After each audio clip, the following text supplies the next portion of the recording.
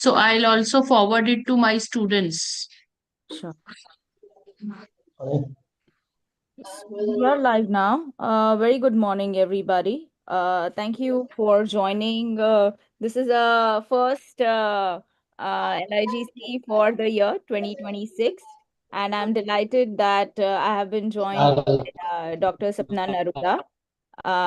Thank you, ma'am, for joining. It's a pleasure to have you with us.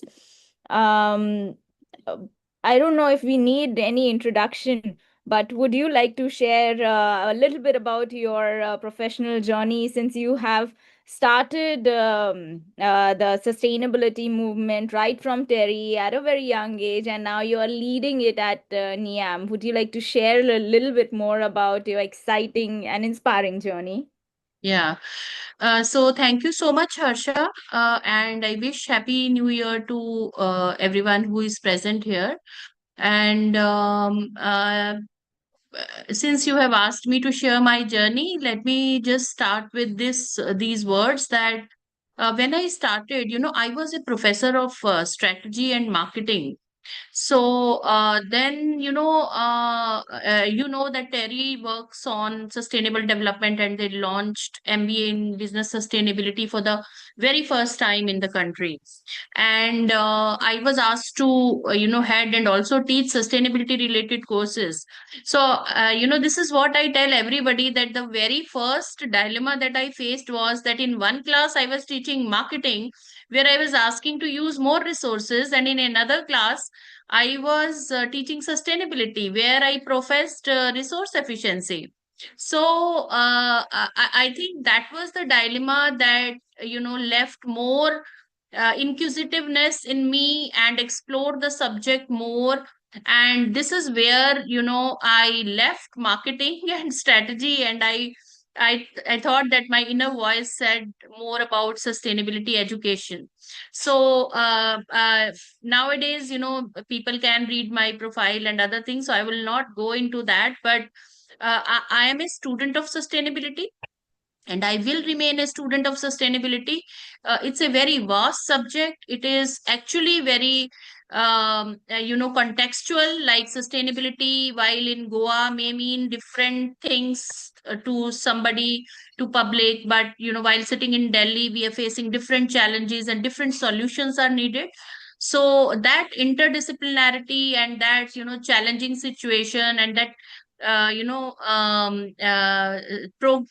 problem specific approach makes it very interesting subject for me. So here also, I'm here to share my thoughts, and thank you so much for inviting me. Thank you, ma'am.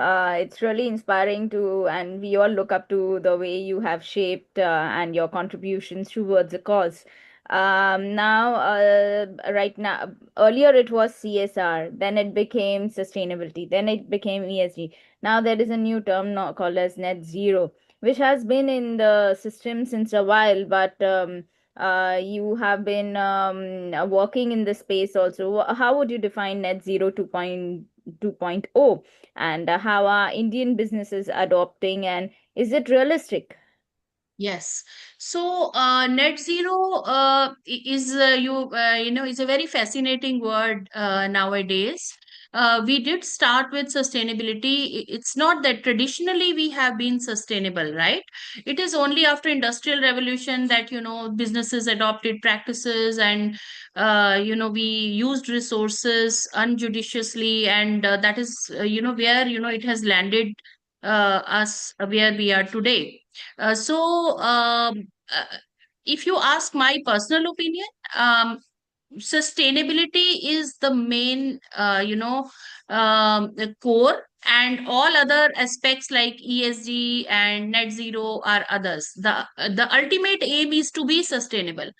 For every business or for every nation, we have to be sustainable, not only in terms of finances, but also environmental and social perspectives. Most of the people, they think, when I ask in my class, ask my students, which is the most important pillar, and they would think that, environment and social. But we must understand that without profits, we cannot even work for environments. So in order to be sustainable, all these three pillars, they have to be there. And ESG term, with lot of financial investors coming in, this term is becoming more popular. And now we are talking about net zero, because net zero goals are quite specific, and this is actually a target, and in line with Paris Agreement. Different nations are setting their goals, and businesses across India are setting net zero goals. So I consider net zero as a more specific target, because earlier sustainability efforts were not very directional. uh, i- i- like different industries and companies, they set their own targets, and they adopted practices relevant to their industries. But net zero gives them a directional effort, mostly when we talk about climate science based targets. So net zero is more directional, and that's why we are talking about net zero now. Now that AI has, we will take all the questions towards the end of it. I just have two, three more questions to ask, ma'am. So now that AI has come into forefront, what are the technologies or major technologies that businesses are betting upon, and how do you see whether it will accelerate or whether AI is a cost? I'll come to AI later on, but there are other technologies as well, that companies in India and across the globe can rely upon. But I'll definitely answer your question on AI and how it can help. So basically, Indian companies, almost 127 companies have committed for science-based targets. They have prepared net zero goals based on science-based targets. Among these are cement, textile, and many other companies. Unfortunately, high emission sectors, they cover only 10%. So there's a lot of scope for even, net zero goals. So when it comes to technologies, I think we are mostly relying upon renewables, solar, wind, green hydrogen. There is a lot of push from our government for the green hydrogen. There is a 20,000 lakh crore rupees investment that government has put in, and all major companies have come into this green hydrogen thing. Then government policies are also for the electric vehicles. For example, that FAME that we have, and that's going to be a game changer. uh, and there are a few technologies which are not very popular. For example, carbon capture, utilization, and storage. And because of the high cost of these technologies, and also a lot of uncertainty around these, but government is also working on having test beds for CCUS and other technologies. And I'm sure in near future, companies will be adopting more of these technologies. So solar is something that we, as part of government's net zero plan, we give a huge push to the solar. Now I will come back to your question on AI, which is very interesting. See, when we talk about net zero goals, and we are talking about bigger companies, hard to abate sectors, there is a lot of data at the company level, at the country level.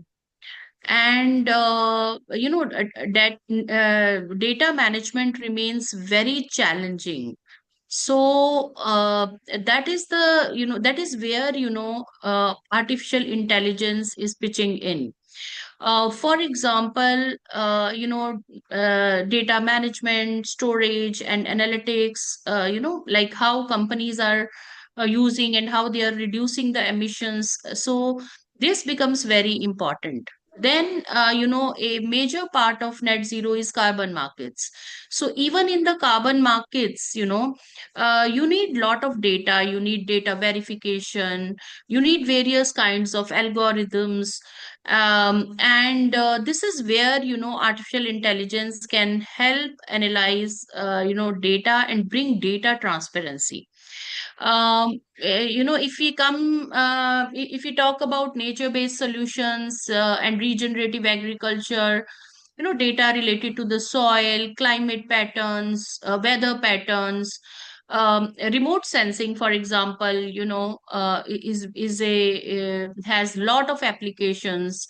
All these AI applications can really bring more transparency when it comes to carbon management, or maybe, trading the carbon, or calculation of carbon.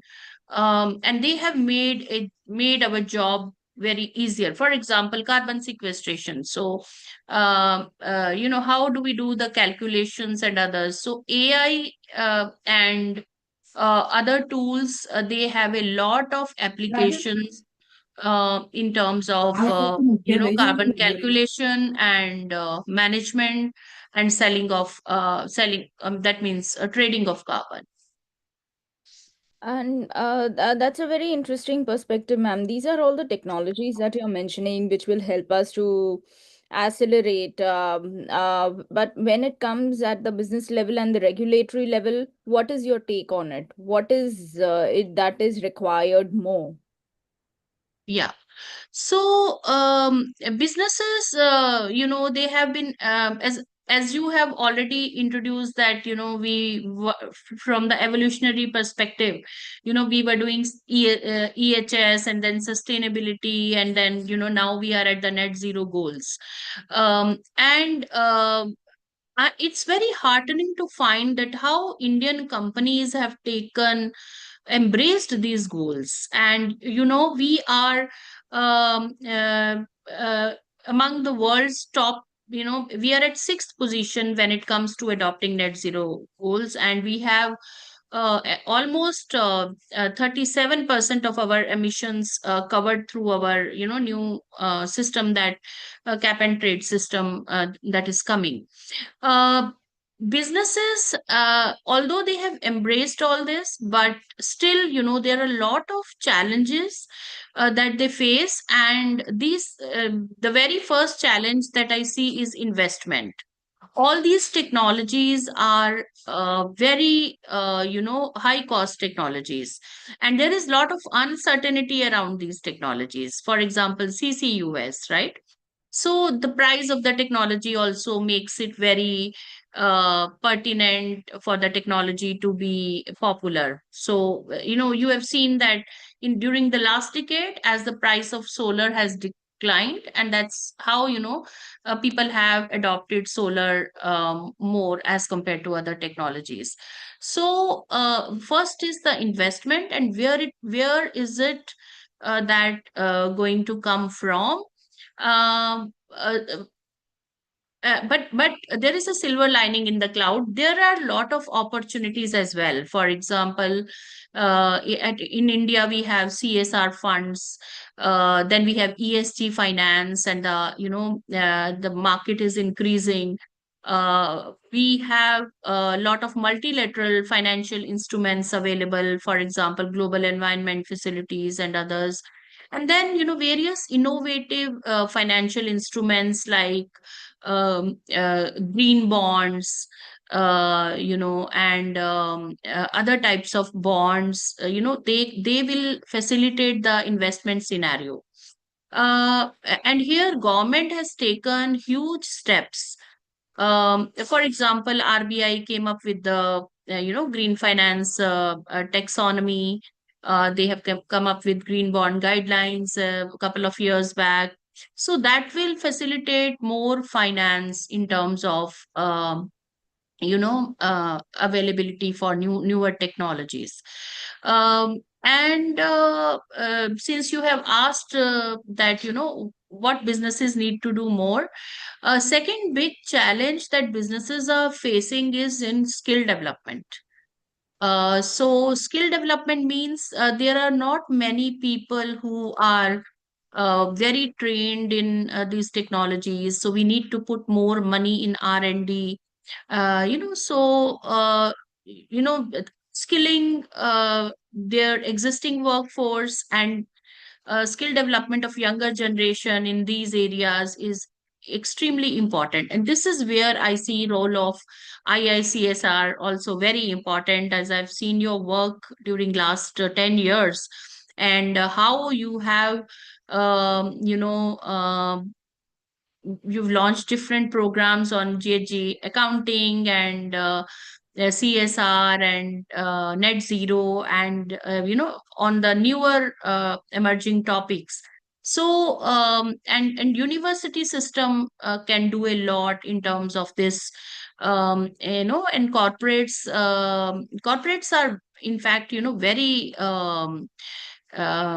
forward looking in terms of training their employees, and that is a very healthy move in this particular ecosystem. But our universities must also come forward, and startup system we have to accelerate, so that we can achieve this net zero goal.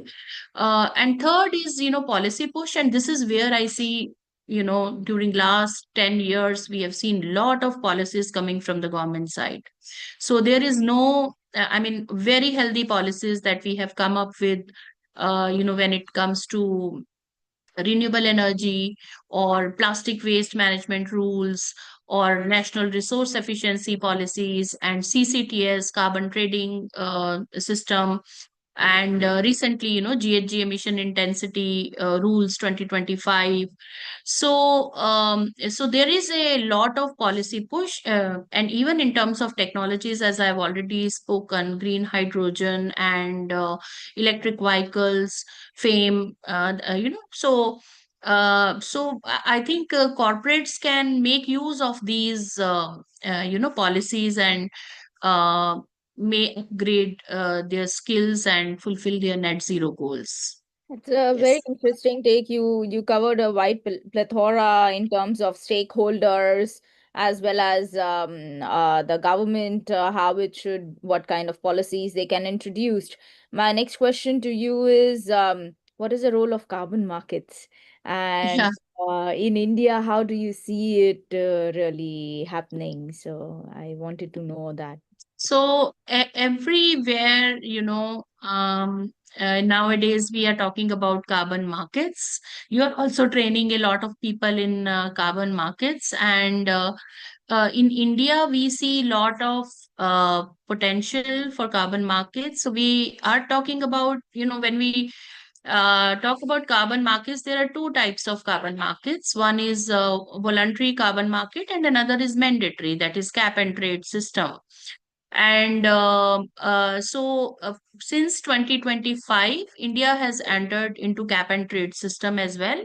GHG emission intensity rules, where we are fixing targets for the companies. And almost nine sectors have been covered, including steel, aluminium, etc. And around 282 companies have been covered under this scheme, and they have been given targets. Basically, the idea is to facilitate or to encourage companies to have um, to reduce carbon emissions. These companies, they will take 23-24 as base year, and next 2 years like 2025-26 and 26-27, they will try to fulfill their targets. And um, i- i- while fixing these targets, we have so government has seen that uh, in the first year, there is a moderate kind of ambition, but in the following year, there will be more ambitions. For example, 3.5 to 7% of reduction of carbon emissions is aimed. So almost 37% of the total emissions in India, are covered under this scheme. And so this is where, carbon markets play a role. Companies who are more carbon efficient, they will be able to sell their carbon credits to the companies who are emitting more carbon than their targets. And if they do not abide by or even purchase carbon credits, they will have to pay fine, right? So carbon markets have a lot of potential, and this is what I'm talking about, mandatory carbon market. But even when it comes to voluntary carbon market, that is, there's a lot of potential with Indian industry, especially hard to abate industries. Let's see how the market shapes up. There are advantages and there are certain challenges as well. For example, the uncertainty related to carbon pricing. So globally, we have been working for carbon markets, but the uncertainty around the carbon pricing and that volatility makes it very difficult. But when we talk about, there is this is where the role of artificial intelligence can be pitched in, because entire MRV process, how we measure, report, and verify, how we generate carbon credits, blockchain technology can be used here, and standardization is required. And so we need more data transparency in order to avoid greenwashing. So technology can play an important role here. I mean, not only AI, but also other technologies, like remote sensing and others, So this is about, carbon markets, the emergence of carbon markets in India. Thank you for sharing this. I'm sure there's a lot to take away in this answer. Now, last but not the least, which is my question. Everyone also has questions. So, what role does nature-based solution play in net zero? And also, how are we shaping it in the upcoming summit? Yeah, so nature-based solutions, you see, Harsha, we have already damaged our ecosystems, right? So we talk a lot about, preservation or conservation of our ecosystems, but we've already damaged it so much. And this is where, and this is again a very healthy thing to note, that Indian companies have come up with lot of nature based initiatives. Even when you talk about ITC or Mahindra and Mahindra, and even oil and gas companies, public sector undertakings. So nature-based solutions are the solutions where we adopt sustainable practices with respect to our ecosystems, and they have a lot of potential. For example, afforestation and water management solutions, and then green spaces, creating urban green spaces. And we are talking about these spaces in Delhi, and Mumbai, artificial lakes and all. So these solutions corporates can take up, especially in Northeast. Nowadays, we are talking about, bamboo plantations and how we can create livelihoods. So nature-based solutions not only help, corporates to meet net zero goals, but also they sustain local livelihoods. For example, the projects like Red Plus, and many other companies are working with farmers. So there are companies who are especially working with farmers to promote drip irrigation and other sustainable agricultural practices, and then they are calculating the carbon that is sequestered, and that will generate additional income for farmers. Here where I'm in Rajasthan, farmers are very progressive, and they have adopted sustainable business practices, but they are yet to reap the benefits of these solutions. And these could be, agriculture based projects, this could be forestry based projects. So we see that nature based solutions have an important role to play, especially when it comes to fulfilling net zero goals of India, or Indian corporates. um, yeah, I think I've answered your question. Yes, ma'am. We will open it for all the others who have questions. Yes, Mr. Srinivas. Good morning, Sapna ma'am. Good Thank you very much morning. for thank you Good very morning. much for all the details shared. I actually work on soil revitalization Yeah, and yeah. associated with an NGO from last 2 years. I do work with farmers in understanding the natural net zero farming. I have two major questions. The first question is the way we are doing the agriculture system. We are opening up the land by making opening up the carbon itself. So if you look at the way GHG gases, the third contributor of the GHG gases itself is in agriculture. So that's the main problem where we are actually adding GHG gases into the system by opening up the agriculture lands. So is there anything you would like to mention specifically here to understand any agriculture systems? Because the higher the technology we use, the more the gases we are releasing from the actually stored carbon back into the atmosphere. So I would like to know anything on that, please. Thank you. Yeah, so I absolutely agree with you and Srinivasji. That is the quite challenging thing in agriculture. So if even if in nature-based solutions we compare agriculture versus forestry projects, so it's very easy to calculate carbon through forest-based or projects, but agriculture is quite complex in India, given the small and marginal farmers.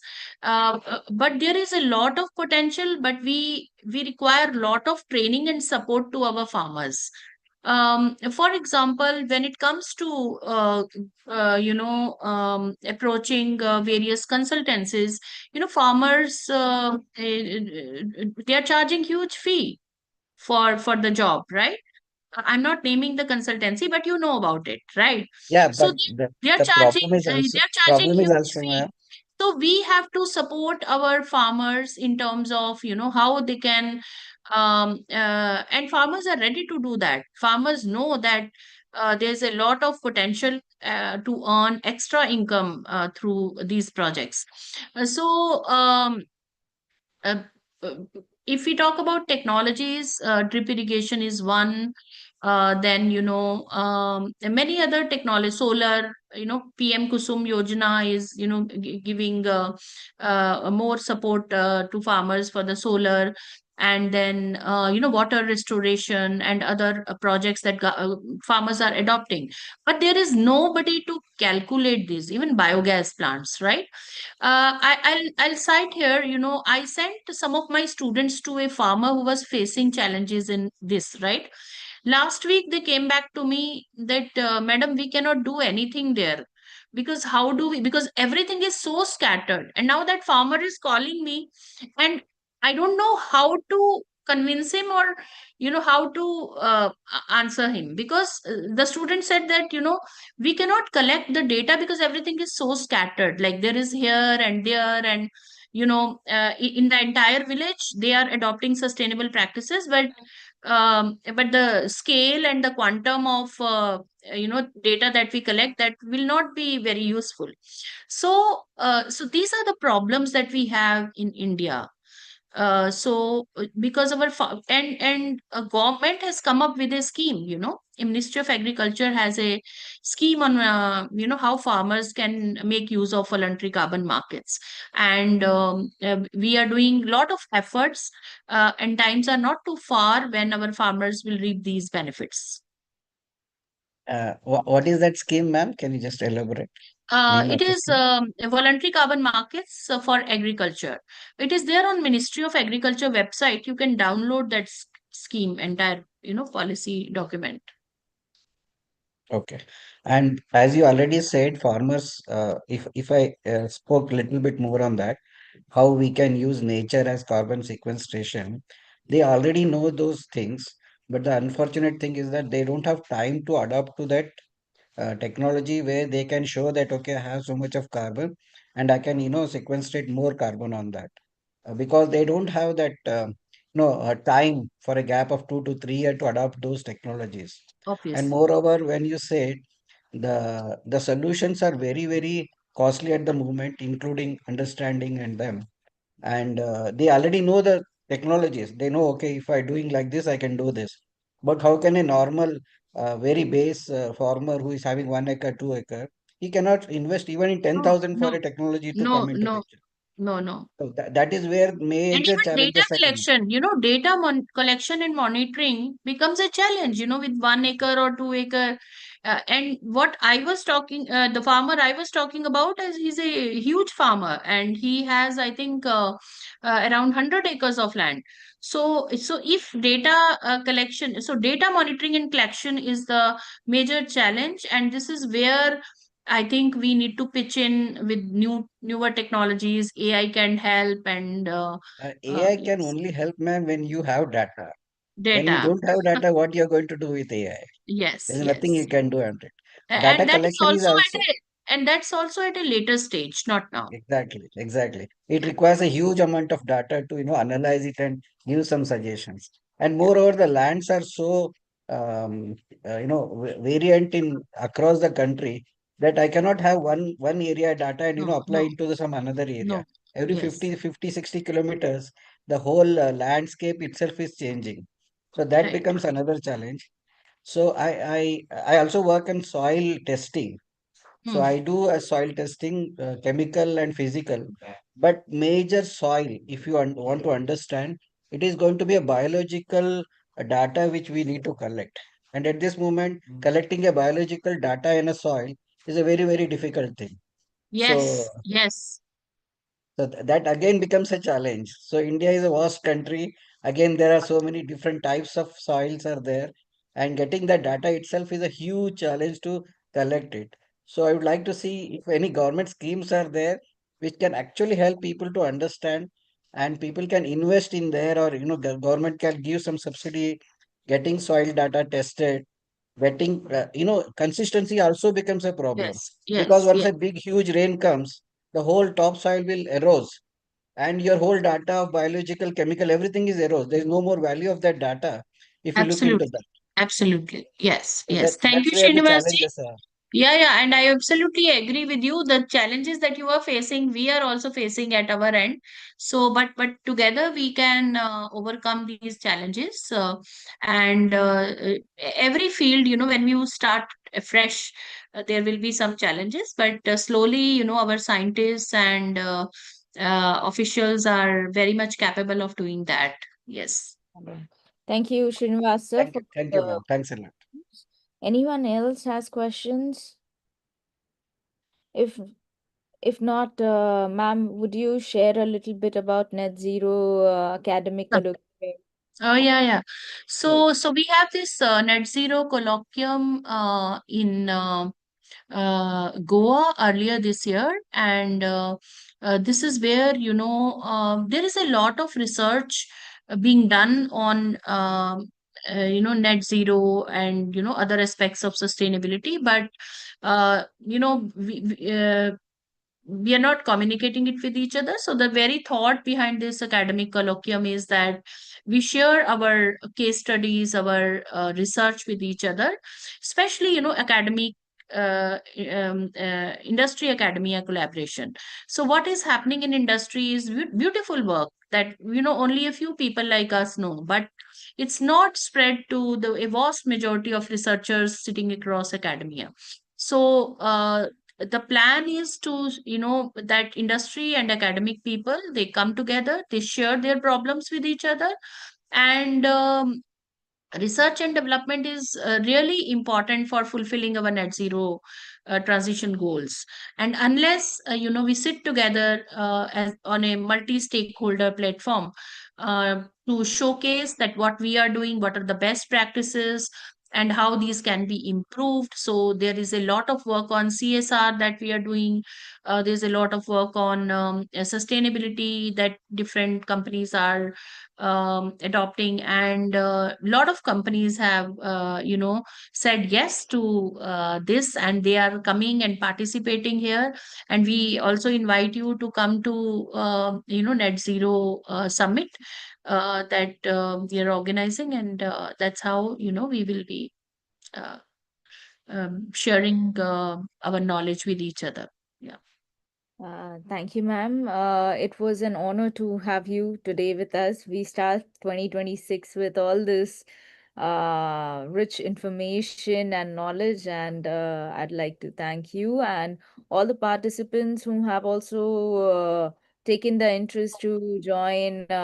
Mr. Jagdish, Prabhal, Rajesh Lare, Rajesh Kumar, Raisfa, Smita, Srinivas, Harnoor, and our online audience. Thank you so much. Thank you, Harsha. Thank you, everyone, for participating.